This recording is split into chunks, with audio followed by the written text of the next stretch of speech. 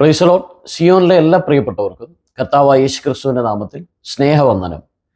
ഇന്ന് നമ്മുടെ പ്രോഗ്രാം എന്ന് പറയുന്നത് ബൈബിളിലെ വെള്ളങ്ങളെ ആസ്പദമാക്കി തയ്യാറാക്കിയിട്ടുള്ള ചില ചോദ്യങ്ങളാണ്. നമുക്ക് വേണ്ടി ഈ ചോദ്യങ്ങളൊക്കെ തയ്യാറാക്കിയിരിക്കുന്നത് സിസ്റ്റർ ഹെപ്സി ശ്രീകുമാർ, തിരുവനന്തപുരം.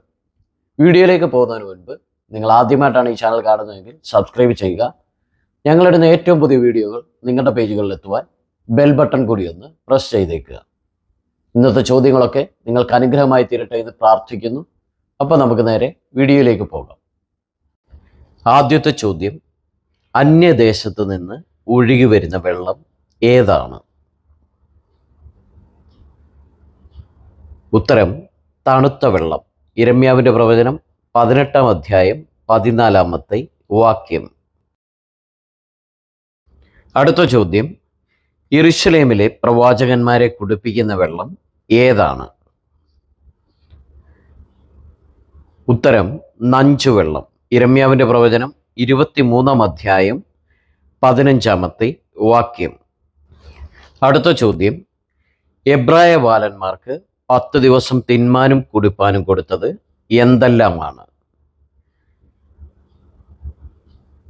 ഉത്തരം ശാഖപദാർത്ഥവും പച്ചവെള്ളവും. ദാനിയേലിൻ്റെ പ്രവചനം 1-ാം അധ്യായം 12-ാം വാക്യം. അടുത്ത ചോദ്യം, പുരോഹിതന്റെ കയ്യിൽ ശാപകരമായ ഏതു വെള്ളം ഉണ്ടായിരിക്കണം?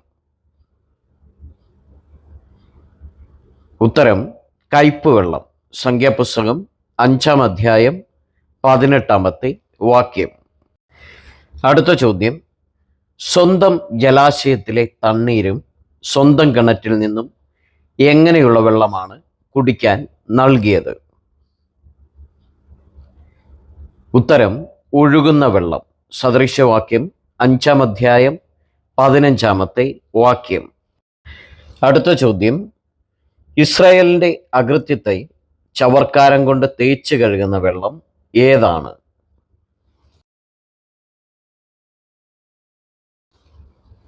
ഉത്തരം ചാരവെള്ളം. യിരെമ്യാവിൻ്റെ പ്രവചനം 2-ാം അധ്യായം 22-ാമത്തെ വാക്യം. അടുത്ത ചോദ്യം, ഗിദയോൻ തോൽ പിഴിഞ്ഞ് നിറച്ചെടുത്ത വെള്ളം ഏതാണ്? ഉത്തരം മഞ്ഞുവെള്ളം. ന്യായാധിപന്മാർ പുസ്തകം 6-ാം അധ്യായം 38-ാമത്തെ വാക്യം. അടുത്ത ചോദ്യം, കയ്പുള്ളതായി തീർന്ന വെള്ളം ഏതാണ്?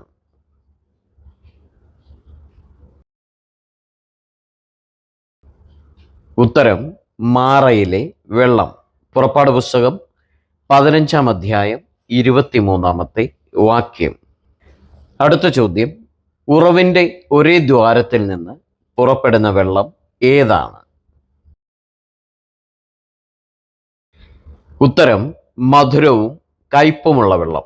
യാക്കോബിൻ്റെ ലേഖനം 3-ാം അധ്യായം 11-ാമത്തെ വാക്യം. അടുത്ത ചോദ്യം, യഹോവ ബാബേലിൻ്റെ മഹാകോശം ഇല്ലാതാക്കി അതിൻ്റെ തിരകൾ ഏതു വെള്ളം പോലെയാണ് ഇരിക്കുന്നത്?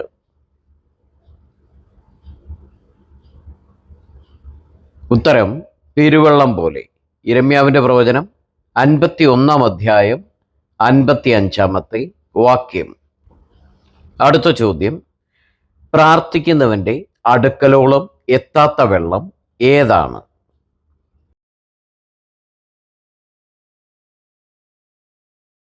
ഉത്തരം പെരുവെള്ളം.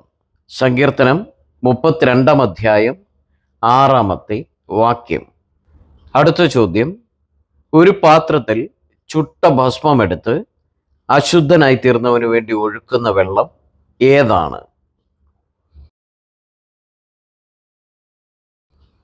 ഉത്തരം ഉറവു വെള്ളം. സംഖ്യാപുസ്തകം 19-ാം അധ്യായം 17-ാമത്തെ വാക്യം. അടുത്ത ചോദ്യം, മനുഷ്യൻ്റെ വായിലെ വാക്ക് ഏതു വെള്ളം പോലെയാണ്? ഉത്തരം ആഴമുള്ള വെള്ളം. സദൃശവാക്യം 18-ാം അധ്യായം 4-ാം വാക്യം. അടുത്ത ചോദ്യം, അബ്രഹാം ദൂതന്മാരെ വൃക്ഷത്തിൻ കീഴിലിരുത്തി കാൽ കഴുകിയ വെള്ളം എത്രയാണ്? ഉത്തരം അസാരം വെള്ളം. ഉൽപ്പത്തി പുസ്തകം 18-ാം അധ്യായം 4-ാമത്തെ വാക്യം. അടുത്ത ചോദ്യം, ഹാഗർ കുഞ്ഞിനെ കുറുങ്കാടിൻ്റെ തണലിലിട്ടത് ഏതിലെ വെള്ളം തീർന്ന ശേഷമാണ്? ഉത്തരം തുരുത്തിയിലെ വെള്ളം.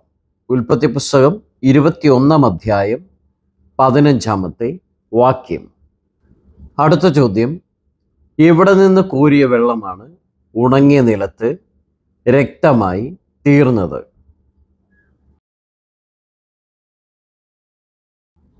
ഉത്തരം നദിയിൽ നിന്ന് കോരിയ വെള്ളം. പുറപ്പാട് പുസ്തകം 4-ാം അധ്യായം 9-ാമത്തെ വാക്യം. അടുത്ത ചോദ്യം, ജ്ഞാനത്തിൻ്റെ ഉറവ് എങ്ങനെയുള്ള തോടാണ്?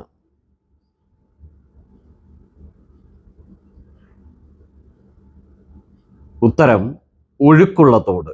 സദൃശവാക്യം 18-ാം അധ്യായം 4-ാം വാക്യം. അടുത്ത ചോദ്യം, മിസ്രൈമ്യർക്ക് അറപ്പ് തോന്നിയ വെള്ളം ഏതാണ്?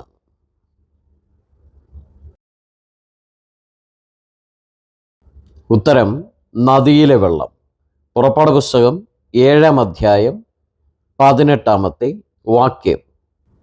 അടുത്ത ചോദ്യം, യഹോവയോട് പാപം ചെയ്തവരെ എന്ത് വെള്ളം കൊടുത്താണ് നശിപ്പിച്ചത്?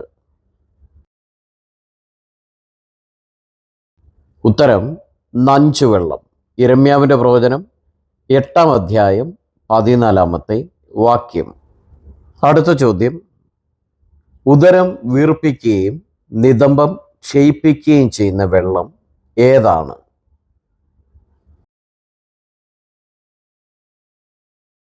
ഉത്തരം ശാപകരമായ കയ്പുവെള്ളം. സംഖ്യാപുസ്തകം 5-ാം അധ്യായം 22, 24 വാക്യങ്ങൾ. അടുത്ത ചോദ്യം, യഹോവ ഇസ്രായേലിനെ കാഞ്ഞിരം കൊണ്ട് പരിപോഷിപ്പിച്ചിട്ട് ഏത് വെള്ളമാണ് കുടിപ്പിച്ചത്? ഉത്തരം നഞ്ചുവെള്ളം. യിരെമ്യാവിൻ്റെ പ്രവചനം 9-ാം അധ്യായം 15-ാമത്തെ വാക്യം. അടുത്ത ചോദ്യം, എപ്പോഴും പുതിയ ദുഷ്ടത സംഭവിക്കുന്ന വെള്ളം ഏതാണ്?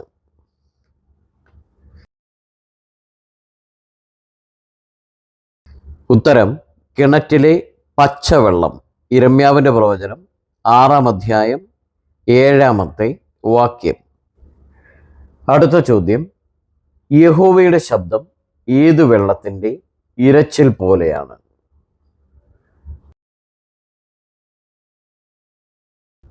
ഉത്തരം പെരുവെള്ളത്തിൻ്റെ.